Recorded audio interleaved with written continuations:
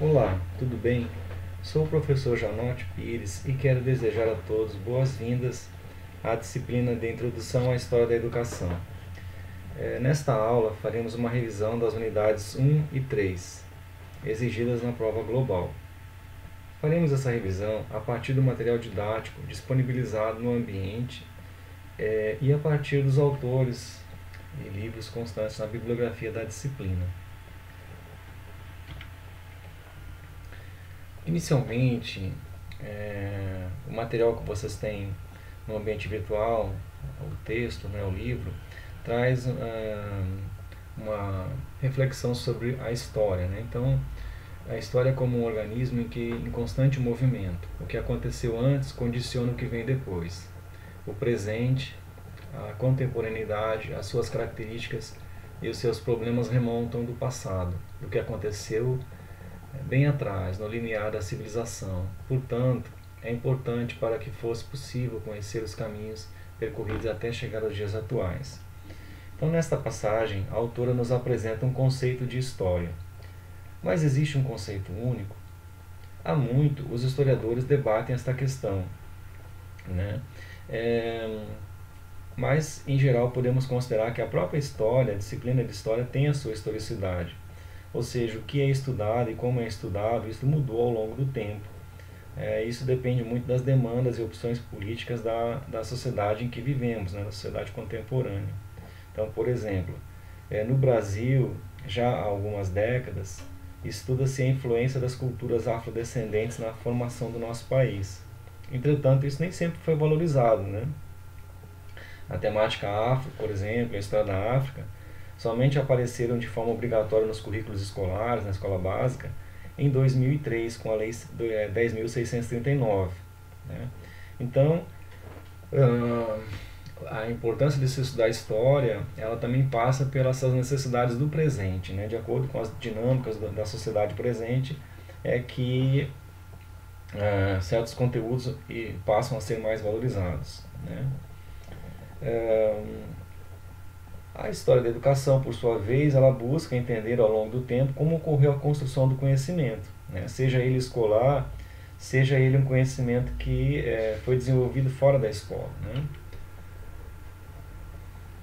Bom, dito isto, nós vamos então tecer algumas considerações sobre a unidade 1, que fala da educação no mundo antigo, e depois sobre a unidade 3, que fala da educação no Brasil. Né? É um assunto bastante extenso, então, dentro de cada uma dessas unidades foi preciso fazer algumas escolhas de temas e de alguns aspectos a serem comentados, tá certo? Então, como é um assunto muito amplo, tive que fazer algumas seleções. Tá? E então eu ressalto que é importante que para a prova global vocês estudem as unidades 1 e 3 por completo, tá certo? Bem, a unidade 1 ela começa discutindo e falando um pouco sobre a educação primitiva. Né? A educação primitiva tinha um caráter prático, estava voltada para as necessidades de cada tribo, para a aquisição de habilidades importantes para a sua existência, tais como obtenção de alimentos, abrigo, artefatos e vestuário. Então essa busca por alimentos, por segurança, por exemplo, fazia com que esses antigos seres humanos estivessem constantemente mudando seu lugar de morada.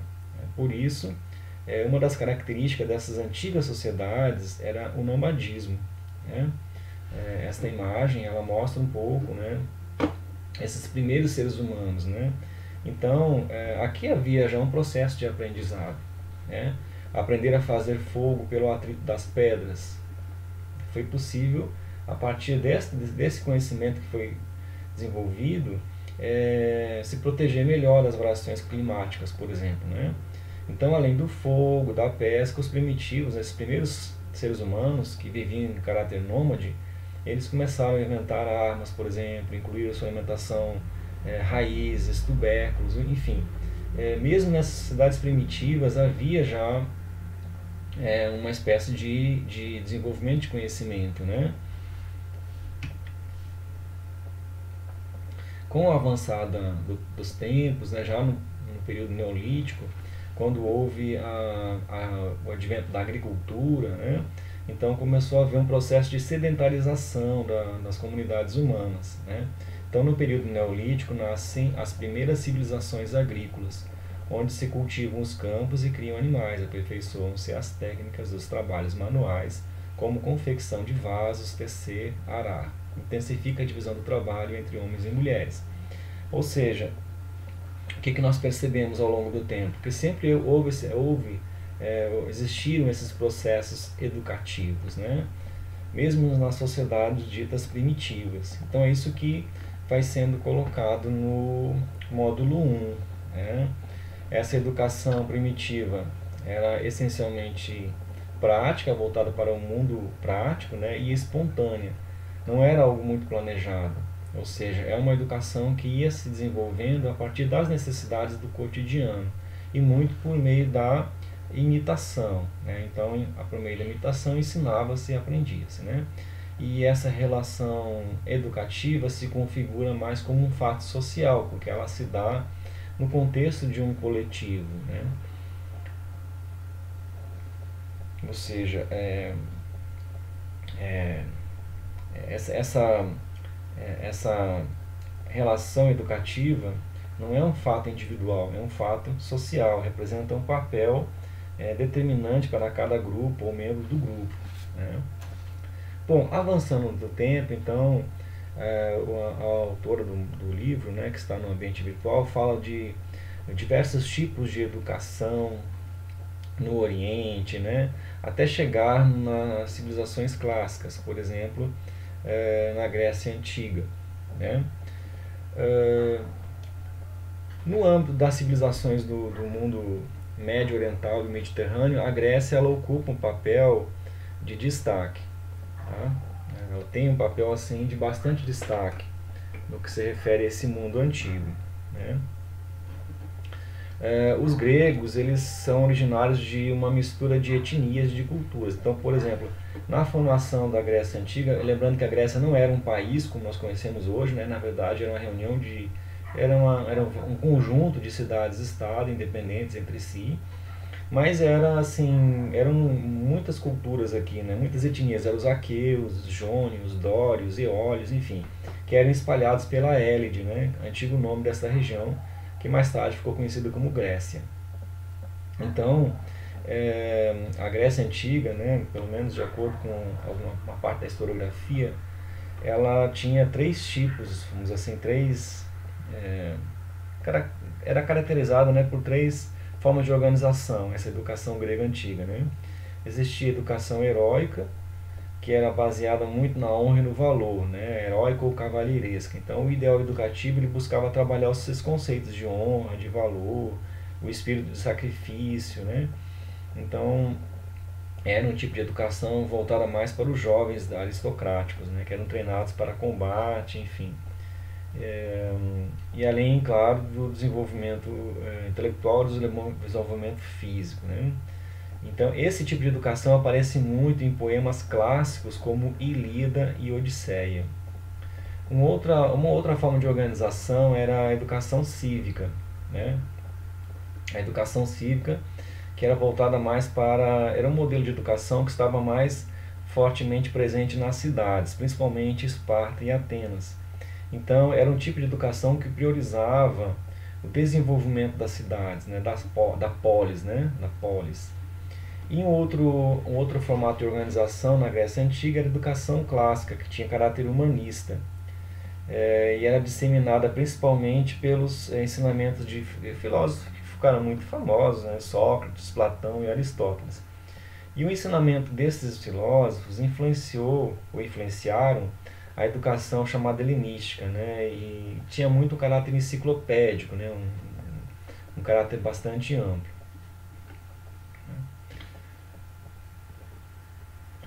Na Grécia Antiga, então, um dos destaques que nós podemos fazer é a contribuição dos filósofos. Né? Sócrates, por exemplo, ele realizava a atividade educativa mediante a palavra falada. Né? Sabe-se que Sócrates não escrevia, né, o que ele dizia, ele apenas usava muito a oralidade, a palavra falada. Né? E discípulos dele que escreveram depois, né, as reflexões deste pensador.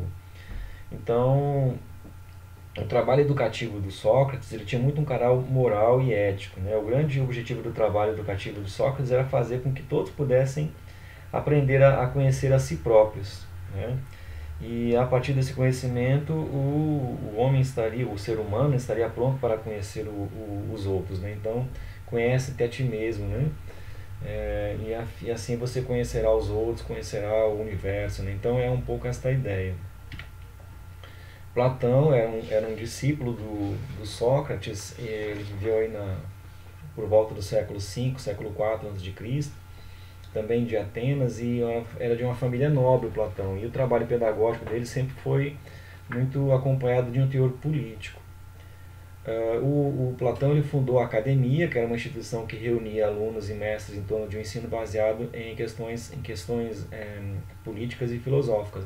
Para o Platão, a educação ela deve se vincular ao Estado, ao governo, né? E deve servir ao governo. E o governo é a educação, portanto, o Platão via, de certa forma, a educação como pública, né?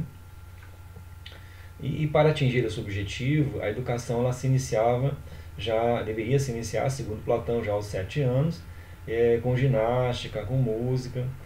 Aos 18 anos deveria começar uma preparação cívica militar e os estudos superiores, que eram mais voltados para a matemática e para a filosofia, seriam após os 20 anos para aqueles que se destacassem nas etapas anteriores, né? Um outro filósofo que marcou muito, né, o pensamento na educação é o Aristóteles. Nasceu em Estagira, né, e se formou na Academia do Platão. Ele estudou na Academia do Platão. E aí o Aristóteles ele pertencia à aristocracia grega. Inclusive, ele é muito conhecido também porque ele foi preceptor do Alexandre Magno, né? Qual é o ideal educativo do Aristóteles? Também se voltava para a questão moral, né? Ele dizia que essa questão moral levaria à felicidade ou à plenitude da realização do ser humano. E o Aristóteles, ele criou uma importante instituição educacional que foi o Liceu. Era uma escola que tinha um caráter de formação científica e filosófica. Segundo Aristóteles, o Estado não é igualitário, então ele defendia que algumas pessoas, os nobres, eles é que deveriam ter direito à educação, e para esses é que deveriam ser educados.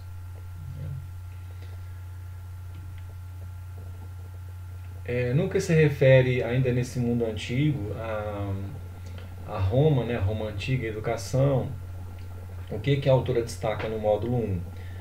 Roma tinha uma organização social dividida em classes, né, principalmente os patrícios e os plebeus. Os patrícios eram os proprietários, ou melhor, os grandes proprietários. Eram proprietários de grandes extensões de terras e de numerosos escravos. Lembrando que a sociedade, tanto a sociedade grega quanto a sociedade romana antigas, eram sociedades escravistas, né? Então Roma, por exemplo, tinha numerosos escravos. E os patrícios eram os donos das maiores extensões de terras da maior parte dos escravos. Já os plebeus eram os pequenos proprietários, né? E eles não tinham muitos direitos. Com o tempo, eles acabaram adquirindo os direitos, né? A partir do século III antes de Cristo, começaram a adquirir direitos. Mas era uma sociedade bem dividida, né? Estratificada. E a educação era pautada pelo respeito às tradições, aos costumes e à disciplina dos pais, né? Então, um dos princípios norteadores da educação era o caráter prático, familiar e civil. E isso era destinado a formar, então, o homem, né, o ser humano superior aos outros povos. O romano tinha muito essa ideia de superioridade, né? Então, Roma foi primeiro uma monarquia, né? Depois foi uma república, depois foi um império, né? E sabe-se que o Império Romano se formou a partir de conquistas, né? Conquistando outros territórios, escravizando, enfim. Então a educação na Roma Antiga era muito voltada para esse tipo de tradição, de valores, né? De disciplina, né? Então isso acontecia justamente porque era esse tipo de educação que iria dar direito à propriedade, ao acúmulo de riquezas sobre esses povos conquistados, né? E de acordo com o modelo de educação, que era o chamado civis romanus, né? A educação inicial ela acontecia na família, ou seja, inicialmente a educação começava em casa com o pai e com a mãe.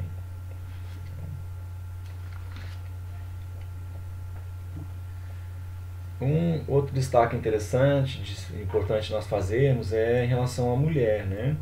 No seio da sociedade romana, a mulher ela era valorizada, ela era reconhecida como um sujeito educativo, então ela tinha um papel na educação, né, dos filhos, por exemplo. A educação feminina era voltada para a preparação da mulher para exercer seu papel na sociedade de esposa e mãe, né? Já o papel do pai na educação do filho era formar o futuro cidadão, né? E que atuasse de uma, assim, isso e desde uma formação oral até os estudos, né? Letras, vida social, enfim, né? Já a educação feminina, como nós dissemos, era voltada mais para papel de esposa e mãe. As crianças, elas viviam praticamente isoladas no ambiente familiar, eram sujeitas a doenças e a morte precoce, submetidas ao medo do pai, né? Elas tinham receio do pai e a orientação ética da mãe. Então, e eram vigiadas por pedagogos e mestres, né? E pageadas pelas amas. Então, as crianças acabavam incorporando também esses valores e os princípios da vida civil romana, né? Então, no módulo 1, a autora ela destaca, né, a educação primitiva das primeiras sociedades, sempre existiu esses processos educativos, né, mesmo que de caráter é, não formal, de caráter assim cotidiano, voltado para a prática. E no módulo 1 também ela vai destacando que várias sociedades também tinham seus processos educativos, sociedades orientais, né? No mundo ocidental, o destaque maior é para a Grécia e a Roma, né? Grécia e Roma Antiga. Tá? E um destaque ainda no que se refere a essa educação no mundo antigo é que ao longo da história da Roma Antiga, muitas foram as conquistas realizadas por eles a outros povos, né? Por isso, os romanos impuseram aos povos conquistados o uso do latim como língua oficial. Então, o que aconteceu? A Roma ela se transformou num império devido às conquistas que iam fazendo, né? Que ia fazendo sobre os outros povos, né? E por isso que o latim acaba se tornando uma espécie de língua oficial. E do latim nós sabemos que são oriundas algumas línguas, por exemplo, a língua portuguesa, o francês, o espanhol, né, o italiano. E entre os povos conquistados estavam os gregos, que transmitiram sua filosofia da educação aos romanos. Então, o que aconteceu? Os romanos conquistaram a Grécia militarmente, mas em termos de cultura sofreram muita influência dos gregos, né? Não só nas questões religiosas, também mas também na própria questão da educação, né? Então, entre os povos conquistados estão os gregos que transmitiram sua filosofia da educação aos romanos, né? Então, unidade 1, a autora vai tratar desses aspectos, né, dessas sociedades antigas, né? Agora, é preciso realmente fazer uma leitura com calma dessa unidade 1, porque são muitas informações, tá certo? Na unidade 3, a autora ela vai falar da educação no Brasil, né? A educação no Brasil, que você sabe, né, que no Brasil geralmente há uma divisão entre Brasil colônia, Brasil império e Brasil república, né? Então, Brasil colônia seria mais ou menos de 1500 a 1822, apesar de que em 1808 chegou a família real no Brasil e nós deixamos de ser colônia e passou a ser depois, em 1815, Reino Unido, né? Mas o fato é que até 1822 o Brasil era dependente de Portugal politicamente, não era um país independente. O Império foi de 1822 a 1889 e a República é de 1889 até os dias atuais, tá certo? Então a autora ela vai abordando, né, a educação no Brasil aí na unidade 3, desde a colonização até a República. Tá? Um aspecto inicial que é destacado é a chegada dos portugueses ao Brasil. Então aqui nós temos, né, um quadro, Desembarque de Cabral em Porto Seguro, de Oscar Pereira da Silva, de 1904, né? Ou seja, foi pintado 4 séculos após o fato, né? Então, a chegada dos portugueses ao Brasil, como se sabe, foi em 1500, E esse quadro ele foi pintado tentando representar aquele passado, né, quase 4 séculos depois. Mas o fato é que ele ilustra um pouco esse contato entre essas duas culturas, né? A cultura europeia e a cultura nativa aqui do Brasil. Ou as culturas, né? Porque eram centenas de povos. Aqui apenas são representados, apenas uma representação, mas sabemos que eram centenas de povos indígenas, né? Então, com a chegada dos portugueses, a terra que mais tarde seria conhecida como Brasil, começou o processo de trocas culturais, né? Ou de aculturação, enfim. E aí, dependendo do olhar, né? Mas o fato é que há uma troca de culturas, uma interação de culturas, né? Da cultura europeia com as culturas indígenas, ou das culturas europeias com as culturas indígenas, né? Então, assim, é importante destacar que essa terra, que mais tarde vai ser conhecida como Brasil, ela era habitada, né, por centenas de povos que tinham suas culturas próprias, né, uma organização social própria, né, e também tinham um processo educativo próprio. Né? Por exemplo, entre os indígenas, né, eles também tinham formas de educação, né, de transmitir conhecimentos, né, que era muito baseado é, de uma geração para outra, né? Uma transmissão de conhecimento intergeracional, né? E utilizavam manifestações culturais para transmitir esses conhecimentos, esses valores, né? A linguagem, a culinária, rituais religiosos. Então, tudo isso era utilizado pelos indígenas, que não tinham escrita, mas tinham processos educativos também, tinham formas de educação também. Tá?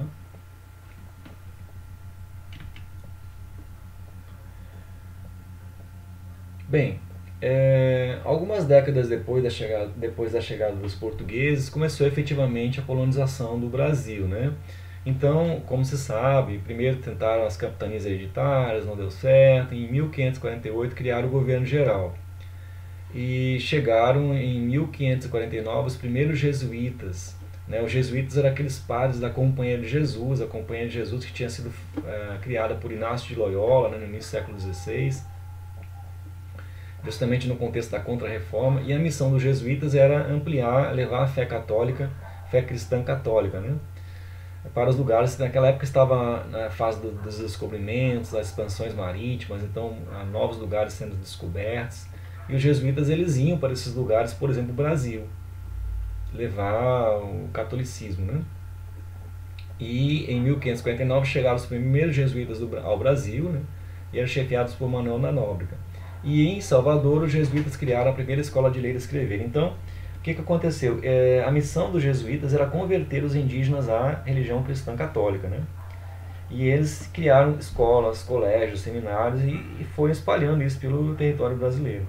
Em Salvador, eles criaram essa primeira escola, né, de ler e escrever. Depois foram nas vilas e cidades que iam surgindo, eles iam criando escolas, e também eles iam para o interior e retiravam os indígenas das aldeias e levavam para as chamadas missões jesuíticas, né?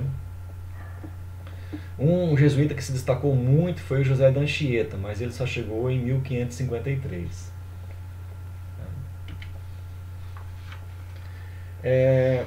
Com o tempo, os jesuítas eles foram desenvolvendo métodos de conteúdos para estudo. Então,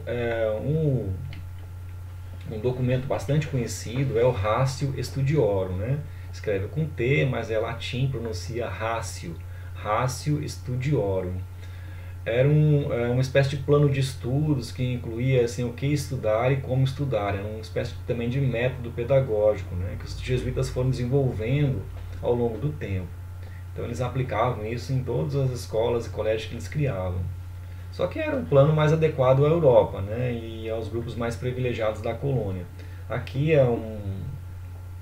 uma das primeiras páginas de um Rácio, né, de um desses livros, desse plano de estudos que eles utilizavam. Né. Bom, com o passar do tempo, foram 3 séculos de colonização, né? Depois os jesuítas acabaram sendo expulsos por Pombal, enfim. O fato é que o Brasil ele só foi se tornar independente politicamente de Portugal em 1822, como vocês sabem. Aqui é um quadro que é bastante famoso, uma representação, né, sobre a independência do Brasil, o quadro que foi pintado bem depois da independência, né, o Grito do Ipiranga, do Pedro Américo, está no Museu Paulista. Bom, O fato é que em 1822 o Brasil se torna independente, então, como um país independente, foi preciso fazer uma Constituição. Então foi feita a nossa primeira Constituição. A primeira Constituição na história do Brasil foi de 1824, né? 1824, tá? E essa Constituição, ela praticamente não traz nada de educação, né? Então, está transcrito aqui exatamente como está lá no texto original, tá? Que é uma grafia do século XIX, por isso que aparecem assim, palavras sem acentos, palavra com Z, né? Porque eu preferi trazer justamente a grafia original, tá certo? Mas a nossa primeira Constituição, ela praticamente não fala nada de educação, né? Então, lá no artigo 179, lá no inciso 32, é que ele traz a instrução primária gratuita a todos os cidadãos. Na época não usava a palavra educação, né, é instrução. Mas o que essa Constituição previa? Nossa primeira Constituição, que essa instrução, educação primária, seria gratuita a todos os cidadãos. E que colégios e universidades, onde seriam ensinados elementos das ciências, belas artes e letras. Só que universidades não foram criadas no Brasil no período imperial. Foram criadas algumas faculdades, mas universidades isso não aconteceu. Ou seja, nós, enquanto país independente, nossa primeira Constituição praticamente não fala nada de educação, né? E outro aspecto a se destacar é que o Brasil se tornou independente, mas manteve a escravidão, né? Manteve a escravidão, e o escravo não era considerado um cidadão. Portanto, não cabia ao escravo o direito previsto na Constituição. Ou seja, e o que aconteceu na prática, né? Grande maioria da população brasileira não teve esse direito, né? Não teve esse direito. Bom, ao longo do Império, então, aos poucos foi se tentando desenvolver a educação. E como é que ficaram as responsabilidades, ou seja, em relação à administração pública, né? Quem ficaria responsável com o quê? Então, a educação primária e secundária ficaram a cargo de cada província, né? A educação primária e secundária, primária seria o que seria hoje, se nós fôssemos fazer uma comparação, seria o ensino fundamental 1, né? Os anos iniciais, né? Secundária seria assim, mais o que seria hoje o Fundamental 2 e o ensino médio, fazendo uma comparação, né? É um pouco arriscado fazer isso, mas o fato é que essa educação básica, como nós diríamos hoje, ficou a cargo de cada província. Só que a província era como chamavam os estados na época do Império, né? Só que assim, a maior parte das províncias, né? Por exemplo, a província do Ceará não tinha recursos, né? Então não tinha como investir em educação. E isso fez com que a educação primária e secundária, a educação básica, fosse muito precária na época do Império. E a educação superior, né, ficou a cargo do poder central, que é que tinha mais recursos. Então, quem tinha mais recursos, que era o governo central, a corte, né, aí ficou com o ensino superior, e quem tinha menos recursos ficou com a educação básica. Por isso que a educação básica teve muita dificuldade na época do Império. Nas capitais foram criados os liceus, chamados liceus provinciais. Então, por exemplo, aqui em Fortaleza foi criado o liceu. Só que a dificuldade financeira em manter esse ensino primário e secundário levou as províncias a passarem a oferta do ensino secundário para a iniciativa privada. Ou seja, as poucas escolas que haviam, não havia muitas escolas, né? Praticamente não havia escola pública, né? Para cumprir o que previa a Constituição, que era ensino gratuito. Então, o que acontecia? Na prática, surgiram alguns colégios privados e quem tinha condições matriculava os filhos nesses colégios, né? Então o ensino primário ficou praticamente abandonado. Esta imagem aqui mostra o Liceu do Ceará, que ele foi criado nesse contexto, né, dos liceus provinciais, né, no século XIX. Só destacando que esta distribuição de responsabilidades acabou permanecendo até os dias atuais, né? Hoje, por exemplo, o governo federal ele fica mais com as universidades e os governos estaduais e municipais ficam com a educação básica, né? Só que muitos municípios não têm recurso, então eles dependem de recurso do governo central para poder se manter. Um outro destaque que a autora faz em relação ao ensino no Império, em relação à escola normal. Então, durante o reinado do Pedro II, lembrando que o período imperial teve o governo Pedro I, depois houve o período regencial e depois o governo Pedro II. Então, durante o reinado do Pedro II, foram criadas as primeiras escolas normais brasileiras, nos estados da Bahia, do Rio de Janeiro e do Ceará. E depois criaram em outras províncias. Aqui está estados, mas entendam províncias. Na época a gente chamava províncias, né? Que seriam hoje os estados. E essas escolas tinham como objetivo a formação de professores. Aqui aparece uma imagem de professores formados na escola normal. Essa imagem aqui já é do início do século XX, tá? Aí aparecem mais mulheres. É interessante destacar isso porque até 1879 somente homens estudavam nessas escolas, né? Só mais tarde que as mulheres começaram a se matricular nas escolas normais e se tornarem professoras, né? Então é interessante isso, que só no começo as escolas normais elas eram restritas a homens, somente homens se matriculavam, né? Mas essas escolas normais tiveram muitas dificuldades. Era assim, não havia muita estrutura, professores sem qualificação, algumas abriam logo depois fechavam, os estudos muitas vezes eram parcelados, então muitas escolas normais tiveram dificuldades, muitas não conseguiram se manter, enfim. Mas era uma escola que formava professores, né? Professores, mas eram professores de nível intermediário, vamos dizer assim, tá? Não eram professores de nível superior, porque a escola normal, se nós fôssemos fazer uma correspondência com os dias atuais, seria uma escola de segundo grau, né? O ensino médio, uma escola técnica, né?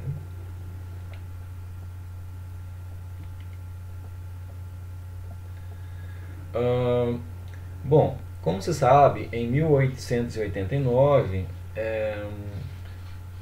a 15 de novembro de 1889, né, a monarquia caiu no Brasil e foi implantada uma república, né, ou seja, mudou a forma de governo. Então, a república no Brasil começou em 1889, então esse já é o terceiro período, né? Primeiro período colônia, segundo império, terceiro república. Nesse período que vai de 1889 até 1930, chamada Primeira República. A Primeira República. Há uma nomenclatura muito variada quando se divide o período republicano brasileiro, né? Primeira República, Segunda República, enfim, em geral, ou República Velha, né? É uma outra expressão para se referir a esse período que também é República Velha. No caso do texto que vocês têm no ambiente virtual, a autora usa a expressão Primeira República, né? Mas houve a Primeira República, depois a Era Vargas, depois a República Populista e assim por diante. Há várias subdivisões do período republicano brasileiro. A Primeira República é justamente de 1889 a 1930. Tá? Bom, o que aconteceu? Nesse período, os republicanos eles queriam incentivar muito a alfabetização, mas na prática não aconteceu tanto isso.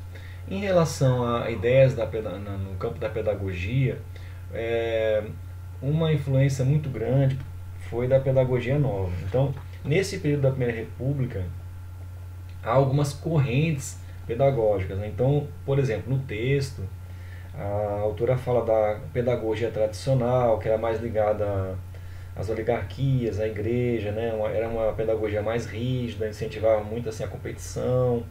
A pedagogia tradicional ela tinha muita influência ainda dos jesuítas, né? Existe também a pedagogia libertária, que era ligada mais a movimentos sociais populares, enfim. E a pedagogia nova, né? Essa pedagogia nova, ela fazia no Brasil, ficou também conhecida como o movimento da escola nova. Então eram educadores que se inspiraram muito na proposta de um educador norte-americano chamado John Dewey, que é esse aqui da imagem, tá? O Dewey. Mais ou menos assim a pronúncia dele, John Dewey. Então o Dewey ele era um um educador norte-americano nos Estados Unidos, e ele pensou assim uma educação diferenciada quando se falava em crianças e jovens. E no Brasil, o maior representante foi o Anísio Teixeira.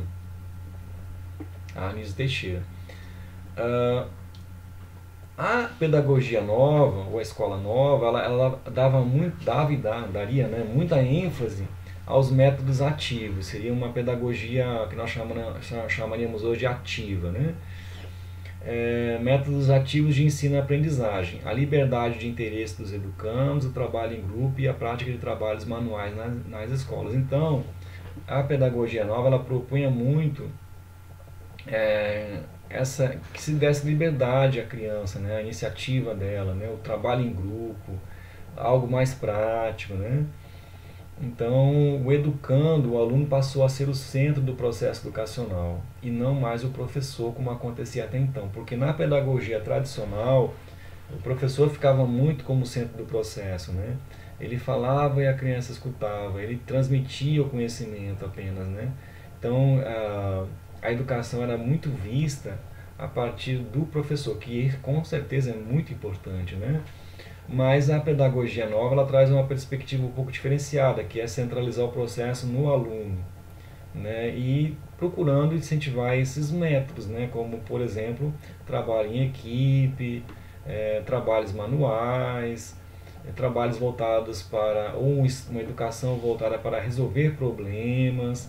Então isso era um pouco assim a proposta da escola nova. Tá?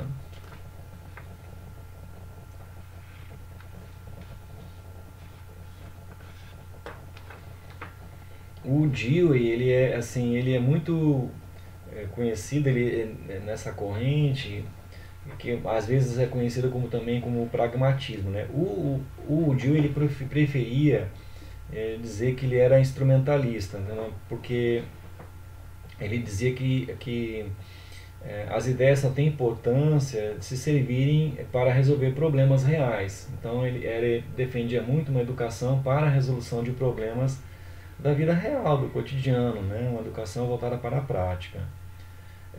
Aí no campo específico da pedagogia, a teoria do Dewey está mais ligada à educação chamada progressiva, né?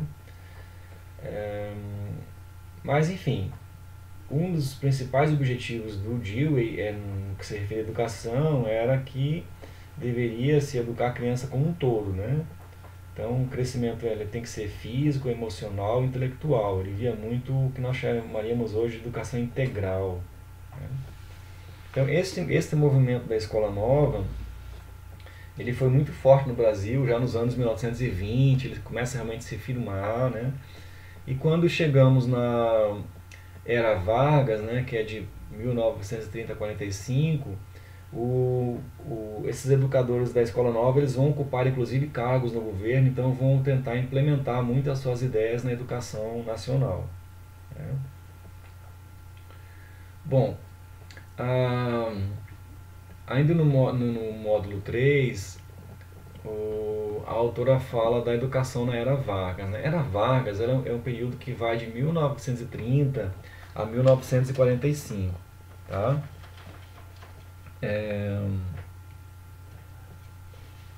Bom, dentro da Era Vargas há algumas subdivisões. Por exemplo, governo provisório, que vai de 30 a 34. Governo Constitucional, 34 a 37, Estado Novo, 37 a 45. Essas datas, assim, geralmente não se memorizam essas datas, tá bom? É mais para fim de se localizar temporalmente, né, ao longo da linha aí histórica, né? Mas assim, sabe-se que o Vargas ele chegou ao poder em 1930, não foi pelo voto, né? O Vargas ele concorreu numa eleição, perdeu a eleição e houve assim, um golpe civil-militar e o Vargas chegou ao poder em 1930 por meio da chamada Revolução de 30. E a ideia é que o Vargas ficasse como governante provisoriamente, né? Porque ele ia fazer uma constituição, ia convocar novas eleições, enfim, ia regularizar a situação do país. O fato é que ele ficou 15 anos, né? 15 anos. Depois ele governou novamente o Brasil, voltou uma segunda vez eleito, e foi no segundo governo que ele cometeu o suicídio.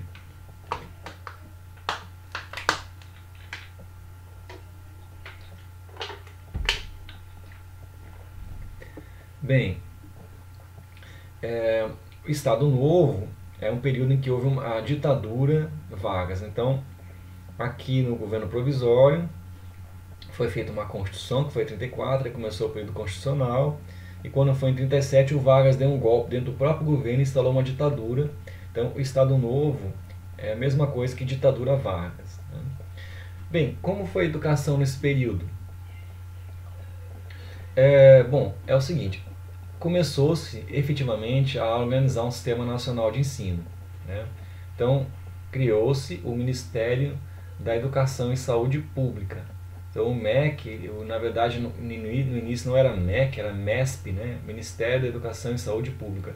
Ele foi criado em 1930, né? Depois ele funcionou nesse prédio, que foi um dos primeiros prédios onde funcionou o Ministério da Educação. Com o passar do tempo, o Ministério da Educação ele foi separado da educação, da saúde pública, e ficou só o Ministério da Educação e Cultura, de onde vem a sigla MEC, né? Que permanece até os dias atuais. No caso, o primeiro ministro da Educação que nós tivemos foi o Francisco Campos, que era adepto das ideias escolonovistas, né? Ou seja, ele era adepto da movimento da Escola Nova, das ideias do Dewey, por exemplo. É por isso que nós vamos ver muito fortemente as ideias do movimento da Escola Nova sendo implementadas no Brasil, a partir principalmente da década de 1930. Né? Lembrando também que foi o período em que se criou, ou se criaram, né, as primeiras universidades no Brasil. Né?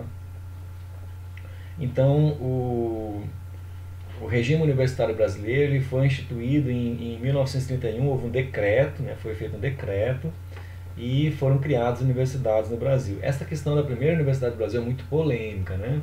Mas, assim, com esse caráter de autonomia no ensino, na administração, com, assim, ênfase na pesquisa, benefício da comunidade, aí realmente as primeiras universidades do Brasil surgiram aí na década de 1930.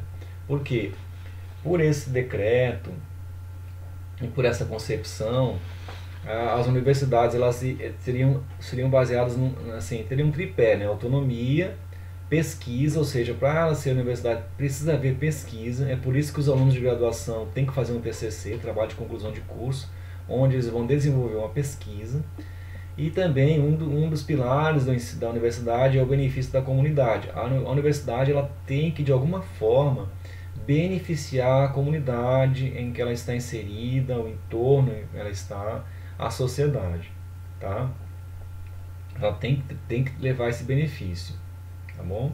Senão não pode ser considerado universidade. Autonomia, pesquisa e extensão, no caso aqui, né? Benefício à comunidade, tá? E por esses critérios, a primeira universidade do Brasil teria sido a USP, a Universidade de São Paulo, segundo que a autora do livro coloca, né? E também alguns autores da história da educação. Por exemplo, Maria Aranha coloca que a USP foi a primeira, né? O fato é que esse impulso dado ao ensino superior ele fez surgir depois várias universidades, tanto públicas quanto privadas, e no final da década de 1960 eram já quase 50 universidades no Brasil. Bom, em 34 foi feita uma nova Constituição. Aí essa Constituição ela foi promulgada, ou seja, foi feita por meio de uma Assembleia Constituinte, então é uma Constituição que tem um caráter mais democrático. Teve um capítulo dedicado à cultura e ao ensino, previa o ensino primário obrigatório e gratuito. Importante, já fazia uma dotação orçamentária mínima, previa recursos, né, porque não adianta dizer que o ensino vai ser gratuito se não há recursos. Então essa Constituição ela trouxe esse diferencial, ou seja, uma previsão orçamentária, né? Como se passou a fazer até hoje. Também previa recursos financeiros para o ensino em zonas rurais, né? Lembrando que o Brasil é um país de dimensões continentais, há muitas terras, né? Muitas pessoas viviam, né? Ainda vivem no campo. Então essa Constituição fez essa previsão. Manteve, né, a possibilidade de estabelecimentos particulares de ensino, ou seja, isso é algo que já vinha acontecendo e acontece até os dias de hoje. O ensino no Brasil ele pode ser oferecido tanto por instituições públicas quanto por instituições privadas. Tá? Então, agora, para a instituição pública, instalou-se, trouxe nessa essa noção de que deveria haver concurso público, né, para o magistério oficial, né? E isso permanece, isso depois foi ao longo do tempo sendo consolidado, e hoje, para você entrar como professor de carreira, né, seja numa prefeitura, no estado ou no governo federal, precisa passar por um concurso público, né? Geralmente é feita uma prova escrita, é uma prova didática, onde o professor dá uma aula, e também é uma prova de títulos, né? Ele apresenta a sua graduação ou pós-graduação, se tiver, né? Então essa ideia ela começou lá na década de 1930 e está consolidada hoje, né? Para fazer carreira no serviço público tem que prestar concurso público, né? E também previa que a União deveria elaborar um PNE, um Plano Nacional de Educação, tá? Passou-se depois a ser feito, e hoje isso é feito também até os dias atuais. Okay?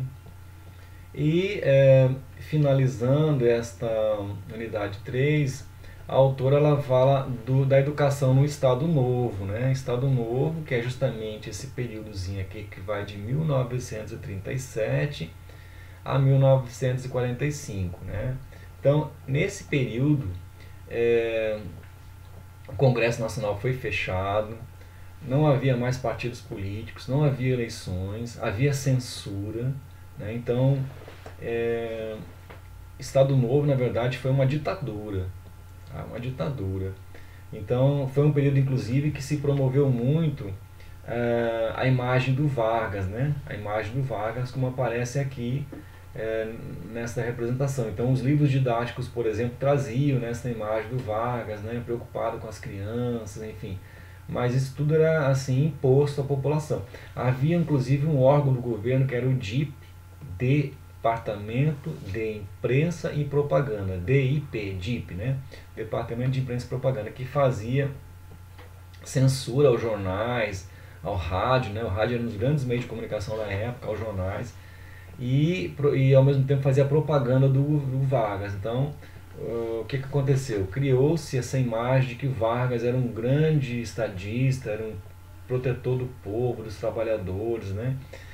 Foi o período também que eles criaram muitas leis relacionadas ao trabalho, e em 1943 isso foi consolidado na CLT, né? Consolidação das Leis de Trabalho. Então isso aconteceu também na ditadura Vargas, a CLT e a institucionalização de um sindicalismo atrelado ao Estado, ou seja, havia sindicatos, mas eles eram submetidos, eram controlados pelo Estado. Então, assim, houve a criação de uma legislação trabalhista, que era uma demanda já dos trabalhadores, inclusive nas décadas anteriores houve até greves por isso, mas ao mesmo tempo o Vargas ele se promoveu em cima dessa legislação. Então criou-se a imagem de pai dos pobres, né? O protetor dos trabalhadores e assim por diante. Até um ditado popular que dizia que na época que ele era o pai dos pobres e a mãe dos ricos, né? Enfim. Mas é uma construção histórica que foi feita nesse período e que marcou muito, né, o que se pensa da era Vargas, mas na verdade dentro desse período está o Estado Novo, que era uma ditadura, né? E o Estado Novo, por ser uma ditadura, ele significou um retrocesso para a educação no país, né? Então, o que aconteceu?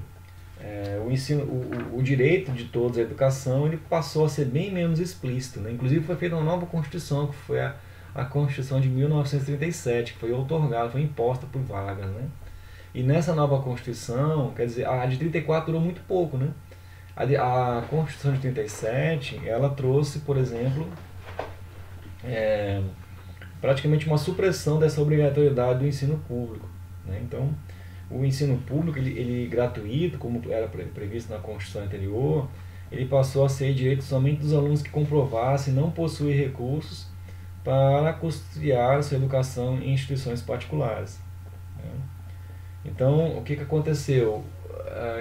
No Estado Novo, é como se o Estado, o governo, ele se eximisse em relação à educação do povo, né? Então, em relação à educação, boa parte da historiografia, pelo menos a autora do módulo, né, do livro que vocês têm no ambiente virtual, entendem que o Estado Novo significou um retrocesso para a educação no país. Um retrocesso. Né? Enfim, nesse período da Era Vargas também, para não me estender demais aqui, ele é um período em que há um processo de urbanização muito grande no país. Né? O Brasil ele passou por um processo de urbanização muito grande, décadas de 1930, 1940, de industrialização também. Então o ensino, o Estado, o governo, ele tenta promover um ensino mais técnico, né? Nós, no caso, o que seria hoje o ensino médio, né? Eles tentam fazer um ensino profissionalizante, incentivar muito que se desse uma formação para o jovem no ensino que eles chamavam profissionalizante, seria mais ou menos hoje o ensino médio, né?